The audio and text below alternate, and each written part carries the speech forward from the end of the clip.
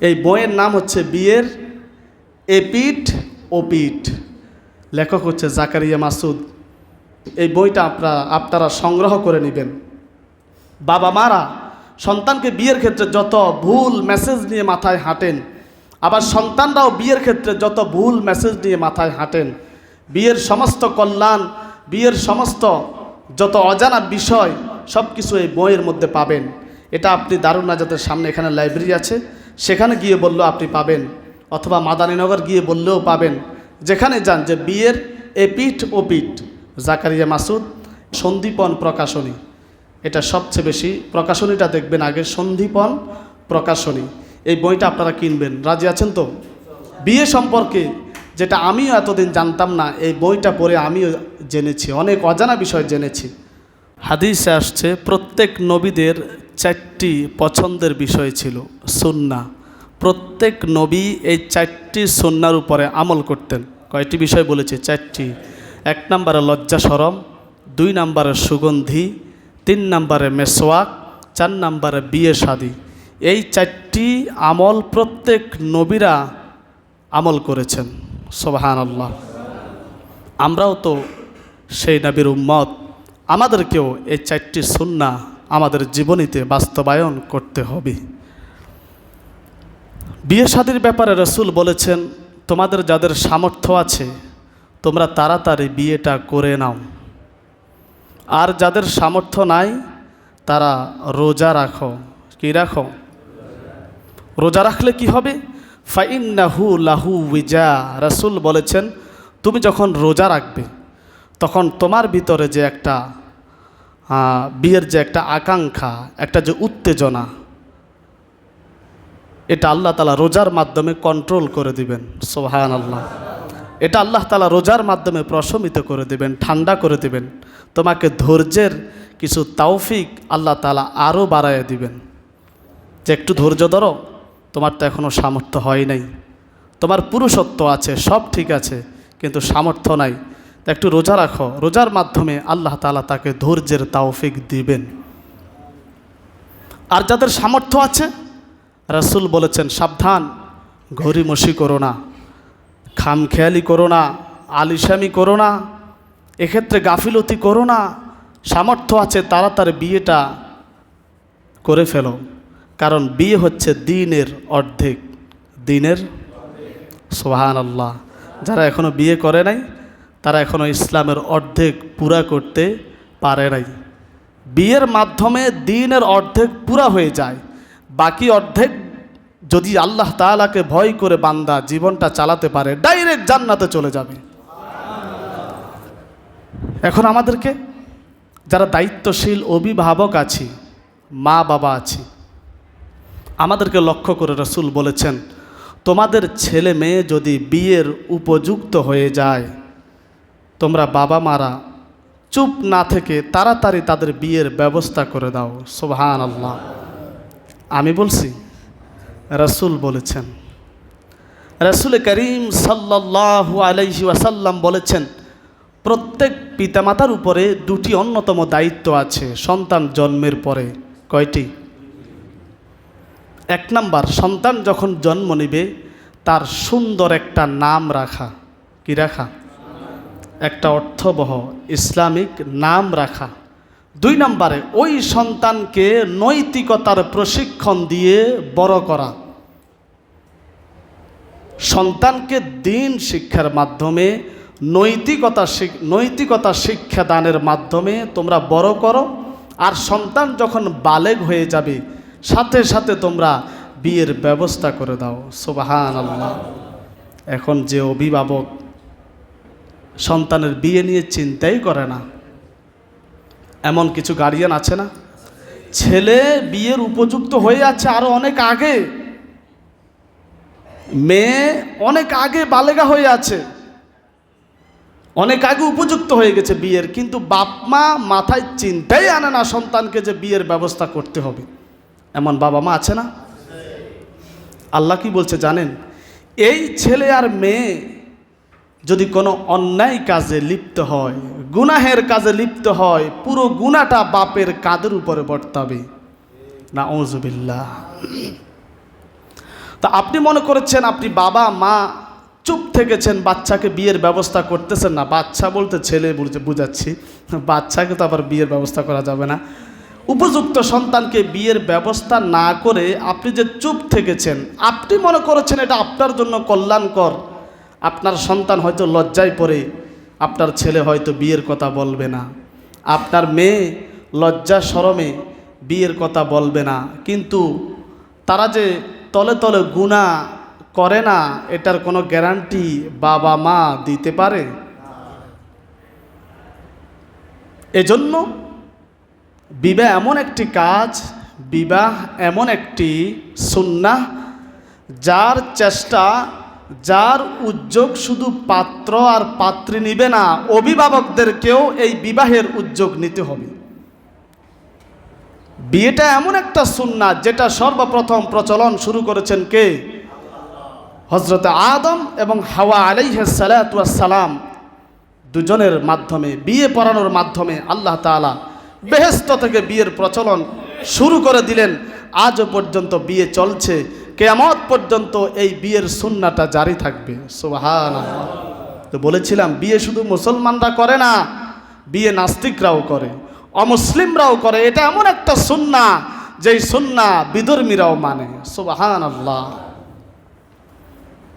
তাহলে ইসলামের কল্যাণ কোনো না কোনোভাবে সবাই কিন্তু ভোগ করে যাচ্ছে, স্বীকার করুক আর না করুক, কল্যাণ কিন্তু সবাই ভোগ করে যাচ্ছে। কেউ স্বীকার করে, কেউ স্বীকার করে না। স্বীকার করলে কি হবে? লা ইন শাকারতুম লা আযীদান্নাকুম। স্বীকার করছো না, আমি আল্লাহ তোমার নেয়ামতকে আরো বাড়ায় দিব। সুবহানাল্লাহ। ওয়ালা ইন কাফারতুম, অস্বীকার করছো, ইন্না আযাবি লাশাদীদ, মনে রেখো আমি কঠিন শাস্তির ব্যবস্থা তোমার জন্য রেখে দিয়েছি।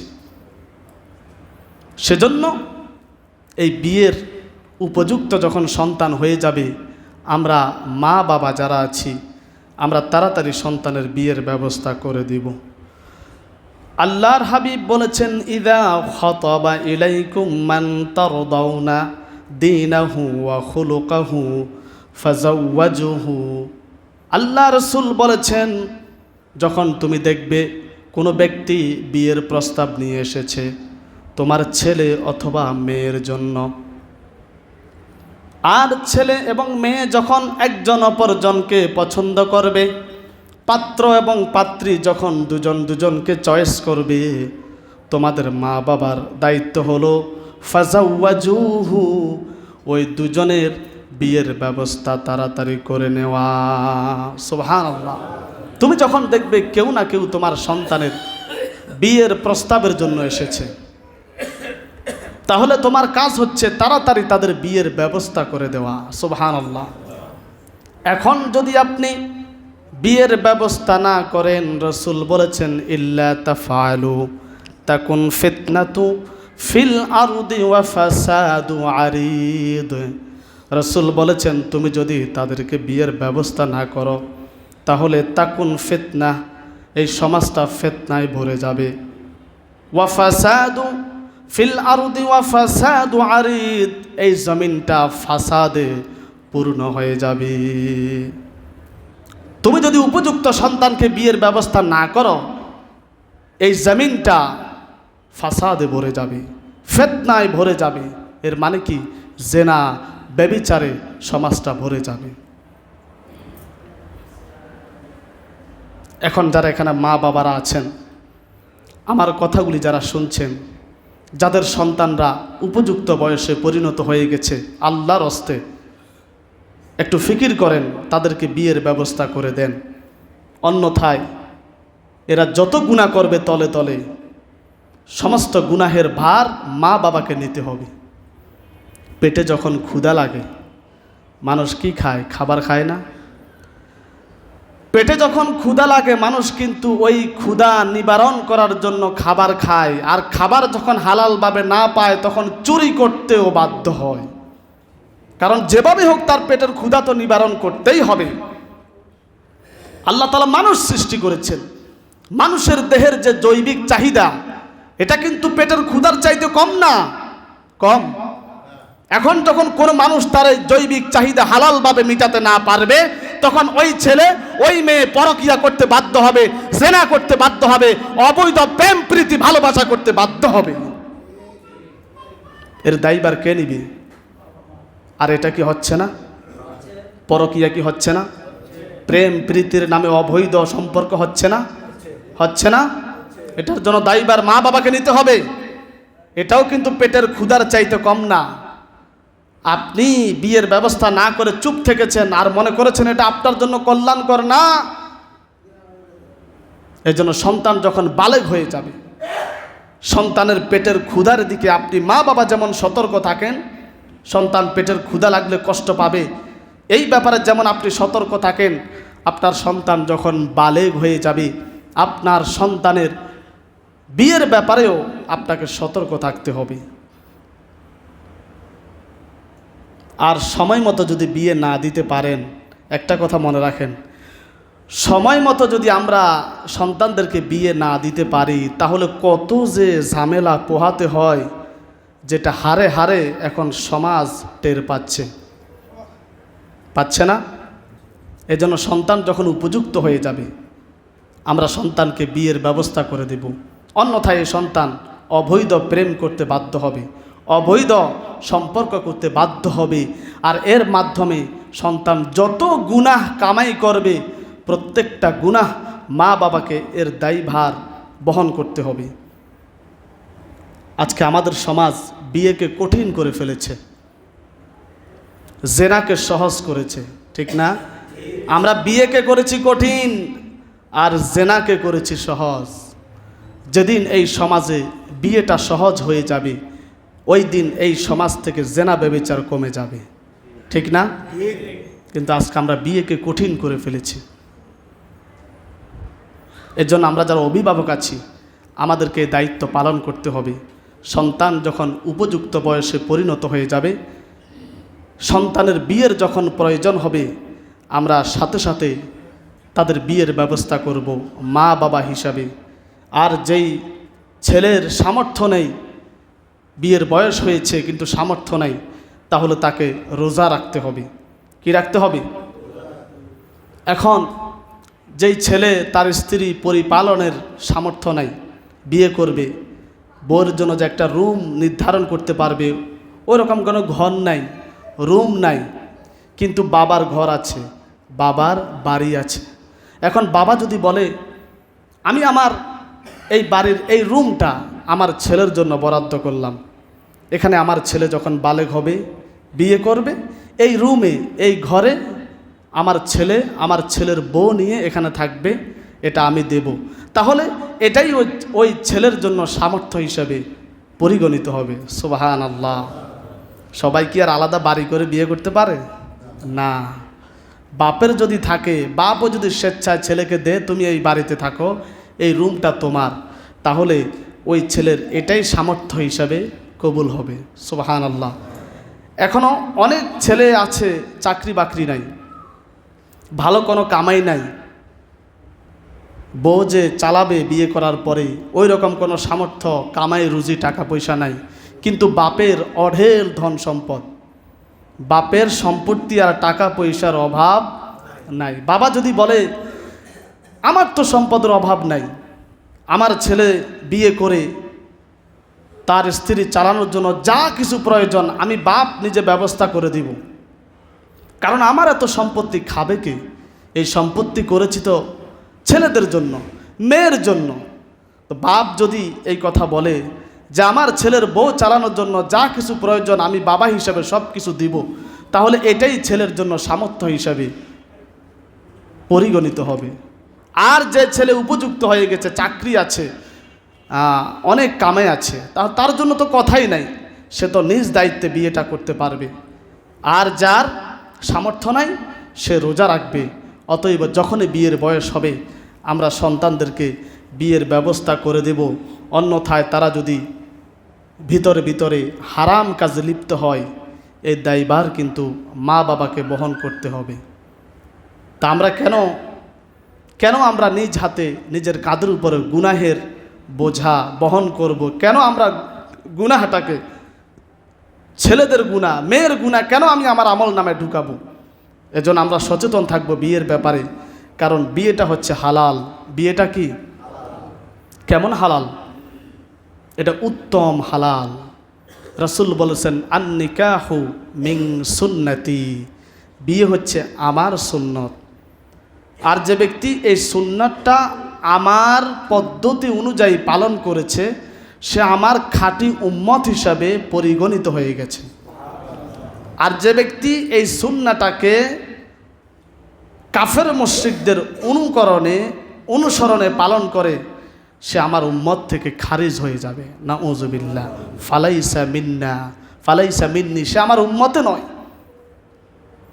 অতএব যেই ছেলের সামর্থ্য আছে, সব কিছু ঠিকঠাক আছে, কিন্তু সে চাইলে বিয়ে করতে পারে কিন্তু করে না, রাসূল বলেছেন তার ব্যাপারে আমার ভয় হয়, সে আমার উম্মত থেকে খারিজ হয়ে যাবে। আর যার সামর্থ্য নাই, সব আছে, তাকে তো রোজা রাখতে হবে, আমি বলেই দিয়েছি। আর যে সন্তান সামর্থ্য আছে, নিজেকে কন্ট্রোল করতে পারবে, বিয়ে করতেছে না, বিয়ে না করলে সে পাপ কাজে লিপ্ত হওয়ার কোনো সম্ভাবনাও নাই, সেটা হচ্ছে আলাদা বিষয়। কিন্তু যদি পাপ কাজে লিপ্ত হওয়ার ভয় থাকে, তাহলে সামর্থ্য থাকলে সাথে সাথে বিয়ে করে নেওয়া উচিত। আজকে আমাদের এই বিষয়গুলি কিন্তু রাষ্ট্রকেও মাথায় রাখতে হবে, শুধু আমাদেরকে না, যারা রাষ্ট্রের দায়িত্বে আছে তাদেরকেও বিষয়গুলি মাথায় রাখতে হবে। আজকে আমাদের সমাজে একটা কথা শোনা যায়, বাল্য বিবাহ। মনে রাখবেন, ইসলামে কোনো বাল্য বিবাহ নাই। ইসলামে কোনো, এটা আমাদের তৈরি করা কোনো না কোনো মতবাদ, এটা আমাদের তৈরি করা কোনো বিধান হতে পারে। ইসলামে কোনো বাল্য বিবাহে নেই। হ্যাঁ, বাল্য বিবাহ আমরাও নিরুৎসাহিত করি, আমরা এটাকে উৎসাহ দিই না। যেই মেয়ে এখনও বিয়ের উপযুক্ত হয় নাই, তার শারীরিক এখনও ফিটনেস এখনও ঠিকমতো আসে নাই, ওই মেয়েটাকে যদি বিয়ে দেন, তাহলে তার দাম্পত্য জীবনে একটা কলহ সৃষ্টি হতে পারে। ওই মেয়ে এখনও উপযুক্ত হয় নাই, তাকে যদি আপনি বিয়ের ব্যবস্থা করে দেন, সে এখনও সংসারের আগাগোড়া কিছুই বুঝবে না। এরপরে অল্প বয়সে বিয়ে দেওয়ার কারণে, সন্তান নেওয়ার কারণে হতে পারে ওই মেয়েকে বিশাল বিপদে পড়তে হতে পারে। এই বিষয়গুলি আমরাও নিষেধ করি, কিন্তু বাল্য বিবাহ বলতে আপনি কি বুঝেন? বাল্য বিবাহ বলতে যদি আপনি বুঝেন 18 বছর, তাহলে আপনি ভুলের মধ্যে আছেন।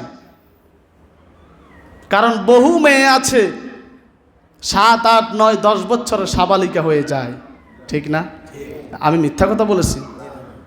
সমাজে এমনও মেয়ে আছে, পরিবারের মধ্যে এমনও মেয়ে আছে 10 বছর হয়ে গেছে, তার ওড়না পরা অত জরুরি মনে হয় না, কিন্তু আবার এমনও মেয়ে আছে 5-7 বছরে তাকে ওড়না পড়তে হয়, ঠিক না?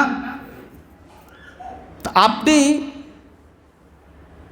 যদি 18 বছরের দিকে তাকায় থাকেন, এখন এই মেয়ে তো আরও আগে উপযুক্ত হয়ে গেছে। মা দেখতেছে মেয়ে আরেক ছেলেকে চিঠি পাঠায়, আরেক ছেলের মোবাইলে মিস কল দেয়, অন্য ছেলের সাথে মোবাইলে কথা বলে, সারাদিন মোবাইল নিয়ে পড়ে থাকে। এমন অবস্থায়ও কি আপনি বসে বসে 18 বছর গণনা করবেন? কথা বলে না, কথা বলে না। এমন অবস্থায়ও কি আপনি 18 বছর গণনা করবেন? আপনি দেখতেছেন আপনার মেয়েটা আরেক ছেলের সাথে মোবাইলে কথা বলে, চিঠি পাঠায়, অবৈধ সম্পর্কে লিপ্ত। এরপরও কি আপনি বলবেন যে মেয়ে তুমি তো ছোট, তুমি এখনো বাল্য? সরকার আইন করেছে 18 বছর আগের যত বাচ্চা আছে এরা সবাই কি বাচ্চা, এরা বাল্য। তুমি এখন চুপ করো, এখনো তোমার বিয়ের বয়স হয় নাই।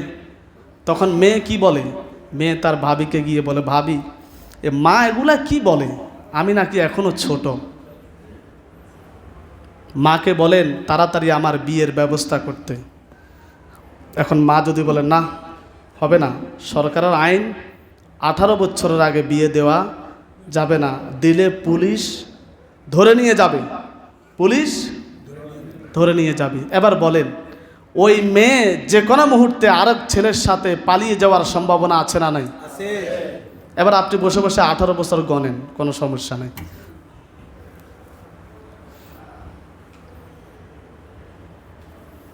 তাহলে বলতেছিলাম, এখন আসেন এখানে একটা প্রশ্ন। 18 বছরের আগে বিয়ে দিলে পুলিশ এসে তাকে ধরে নিয়ে যাবে, ভালো কথা, এটা দেশীয় আইন। আমি আইনকে অশ্রদ্ধা করতেছি না, আমি বুঝাচ্ছি বিষয়টা।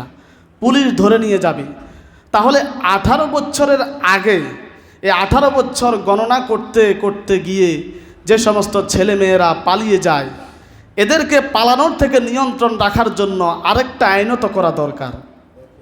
কথা কয় না? যখন আপনি আইন করেছেন 18 বছর আগে বিয়ে দিলে পুলিশ ধরে নিয়ে যাবে, ভালো কথা। তাহলে 18 বছর গণনা করতে গিয়ে যে সমস্ত ছেলে মেয়েরা পালিয়ে যায় আরেকজনের সাথে অবৈধভাবে, তো তারা যেন পালাতে না পারে তাদের জন্য তো নতুন করে একটা আইন প্রণয়ন করা দরকার ছিল। আর আপনি যদি বলেন না, এই আইনটা প্রণয়ন করা যাবে না, তাহলে একটা কথা মনে রাখবেন, পানি যখন উপর থেকে পড়তে থাকে, আপনি বাঁধ দিতেছেন বসে বসে, কতক্ষণ বাঁধ দিবেন? এমন তো সময় আসবে ওই পানি আপনার বাঁধ ভেঙে পানি তার জায়গা মতো জায়গা করে নিবে, ঠিক না? আপনি পানির স্রোত কতক্ষণ বাঁধ দিয়ে ধরে রাখতে পারবেন? তাহলে সন্তানের বিয়ের বয়স হয়ে গেছে, আপনি যদি সময় মতো বিয়ে না দেন, ওই সন্তান বাধ্য হবে তার জৈবিক চাহিদা মেটানোর জন্য, সে তার যৌন চাহিদা মেটানোর জন্য অবৈধভাবে হোক যেভাবে হোক সে তার সুযোগ মতো জায়গা করে নেবে। আর এটাই তো হচ্ছে সমাজে, এটাই তো হচ্ছে সমাজে। এই ওয়াজগুলি আমরা করি না, এই ওয়াজগুলি আমরা শুনি না, এই কথাগুলি আমরা পড়িও না। আমি একটা বই এনেছি, বইটা আপনাদেরকে দেখিয়ে দিচ্ছি। বিয়ে সম্পর্কে যত কিছু জানার দরকার বিয়ে সম্পর্কিত, এ সব কিছু এই বইয়ের মধ্যে আপনি পাবেন। আমরা এখন এই সমস্ত ভালো বই কিনি না, আমরা উপন্যাস কিনি, ওই কিনি সেই কিনি। আপনাদেরকে আমি এই বইটা দেখিয়ে দিয়েছি, যদি না পান অন্তত আমার সাথে যোগাযোগ করবেন। আবার বলবেন হুজুর ব্যবসা শুরু করে দিয়েছে মেম্বারে বসে, না, যদি না পান আর কি, আমি আপনাদের এতটুকু সহযোগিতা করতে রাজি যে বইটা আমি সংগ্রহ করে দিব ইনশাআল্লাহ।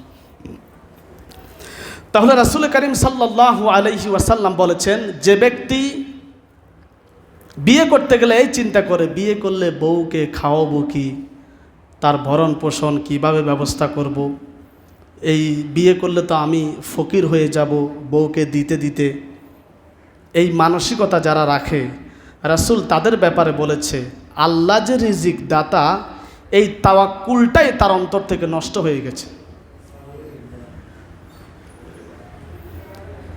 যারা অভাবে, মানে কি বলে, দারিদ্রতার ভয়ে যে গরিব হয়ে যাব, ফকির হয়ে যাব, এই ভয়তে যারা বিয়েকে পরিত্যাগ করে, রাসূল বলেছেন আল্লাহ যে একজন রিজিক দাতা, এই তাওয়াক্কুলটাই তার অন্তর থেকে নষ্ট হয়ে গেছে। আচ্ছা, সে কি জানে না আল্লাহ তো উত্তম রিজিক দাতা? যে আল্লাহ তার রিজিকের ব্যবস্থা করতেছেন, ওই আল্লাহ কি তার বউয়ের রিজিকের ব্যবস্থা করতে পারে না? আল্লাহ সূরা নূরে বলেছেন, সূরা নূর খুললে পাবেন, সেখানে বলেছেন তুমি তোমার সামর্থ্য নাই, তাহলে তুমি ইউগনিয়াহুমুল্লাহু মিন ফাদলিহ, তাহলে তুমি বিয়ে করে নাও। তুমি যদি বিয়ে করে নাও, আমি আল্লাহ নিজ হাতে তোমাকে সামর্থ্যবান বানিয়ে দিব। আল্লাহর কথা কি মিথ্যা?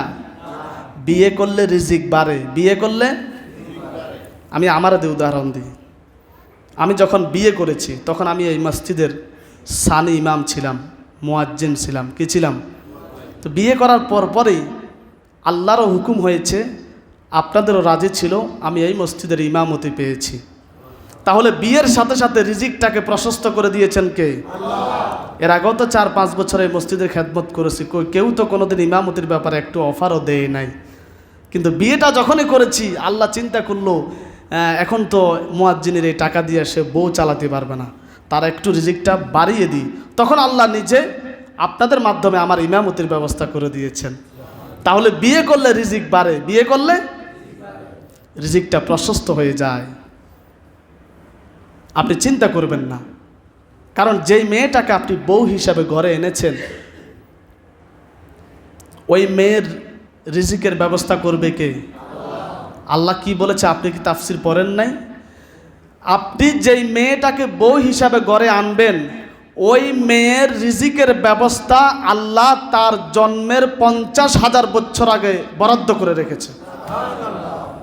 ওই বউটা তো এখনো জন্মও নেয় নাই, আল্লাহ বলে তার 50,000 বছর আগে আমি তার রিজিক লিপিবদ্ধ করে দিয়েছি। তা আপনারা তো ভয় কিসের? আমাদের রিজিকের ব্যবস্থা, সবার রিজিকের ব্যবস্থা করেন কে? তবে হ্যাঁ, বর্তমান পরিস্থিতিও বুঝতে হবে। আপনার সামর্থ্য নাই, বউকে ভরণ পোষণ দেওয়ার সামর্থ্য নাই, একটা রুম দেওয়ার সামর্থ্য নাই, মোহরানা দেওয়ার সামর্থ্য নাই। এখন আপনি যদি এই ওয়াজ শুনে বিয়ে করেন তাহলে কিন্তু আপনি মুসিবতে পড়বেন, যে হুজুর বলছে রিজিক বাড়াই দিবেন কে, যা বিয়ে একটা করে ফেলি, পরে বউর মায়ের একটাও মিস হবে না, ঠিক না? এই ওয়াজ কাদের জন্য বলি এবার? সামর্থ্য বলতে কি বুঝছেন? যে এখানে বোঝানো হচ্ছে সামান্য যদি ঘাটতি থাকে সামর্থ্যের অল্প, তাহলে সেটা আল্লাহ বিয়ের মাধ্যমে পুরা করে দেবেন। এখন তোমার যদি কিচ্ছুই না থাকে, ওটা কিভাবে পুরা হবে? ইউগনিয়াহুমুল্লাহু মিন ফাদলি, তোমার যদি সামান্য কিছু ঘাটতি থাকে, ওই সামর্থ্যটা আল্লাহ বিয়ের মাধ্যমে পুরা করে দেবে। আসুন, বিয়ের হুকুম হচ্ছে 3টি। বিয়ের হুকুম কয়টি?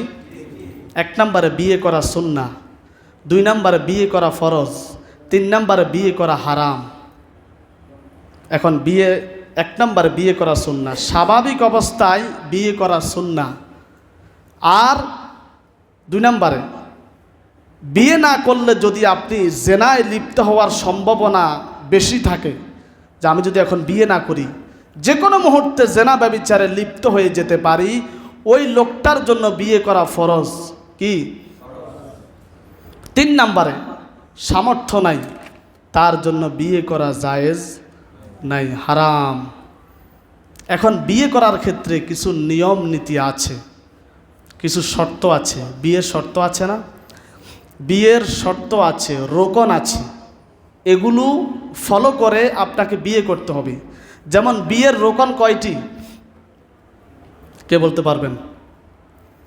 এটা তো যারা মাদ্রাসায় পড়েছেন, এজাব আর কবুল, এ বিষয় নিয়ে অনেক প্রশ্ন আমরাও পড়েছি যারা মাদ্রাসায় পড়েছি।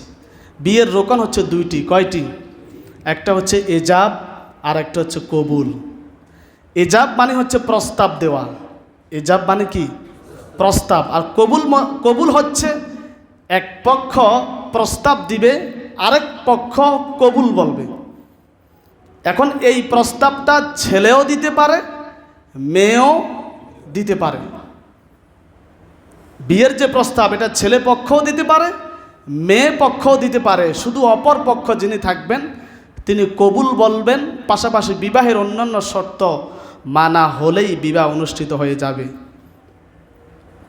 আমাদের দেশে একটা ভুল প্রচলন আছে যে মেয়ের বাবা বিয়ের প্রস্তাব দিতে চায় না, এটাকে লজ্জা মনে করে। কি মনে করে? আমরা মনে করি প্রস্তাব দিবে ছেলে পক্ষ। না না, এটা ভুল। বিয়ের প্রস্তাব ছেলে পক্ষও দিতে পারে, মেয়ে পক্ষও দিতে পারে। কিন্তু মেয়ের বাবার আজকের সমাজে নিজের মেয়ের বিয়ের প্রস্তাব দেয়া এটাকে এত লজ্জাকর মনে করে। মেয়ে উপযুক্ত হয়ে গেছে, তখন কি করে? নিজে প্রস্তাব না দিয়ে বন্ধুদেরকে বলে, বন্ধু বান্ধব, যে ভাই আমার তো একজন মেয়ে উপযুক্ত হয়ে গেছে আলহামদুলিল্লাহ, তো একটু দেখিয়েন, একটা ছেলে যদি পান আমার সন্ধান দিয়েন। কিন্তু মেয়ের বাবা সরাসরি এই প্রস্তাব দেয় না যে আপনার তো একটা ছেলে আছে, আমার একজন মেয়ে আছে, আমি চাচ্ছি আপনার ছেলের কাছে আমার মেয়ের বিয়ের বন্দোবস্ত করতে। এটা বলে না। এটা বলাকে মেয়ের বাবা অনেক লজ্জা মনে করে। অথচ না, ইসলাম বলে এটা লজ্জা না, এটা বলা তোমার জন্য জরুরি। এটা বলা কি? জরুরি, এটা লজ্জা না। বিয়েকে ইসলাম এমন চোখে দেখে যে এটা লজ্জা মনে করো না, এটা তোমার জন্য বলা হচ্ছে জরুরি। অতএব সন্তান যখন প্রাপ্তবয়স্ক হয়ে যাবে, আর তুমি গরিমসি না করে, আলিশামি না করে সন্তানদেরকে তোমরা বিয়ের ব্যবস্থা করে দিবে, অন্যথায় এর দায়ভার সব মা বাবাকে বহন করতে হবে। আল্লাহ তাআলা আমাদেরকে যে কথাগুলি বলেছি, আমি সহ আপনাদের সবাইকে কথাগুলি আমল করার তৌফিক দান করেন। আমরা আর একটা জুমা বিয়ে নিয়ে কথা বলবো, রাজি আছেন তো?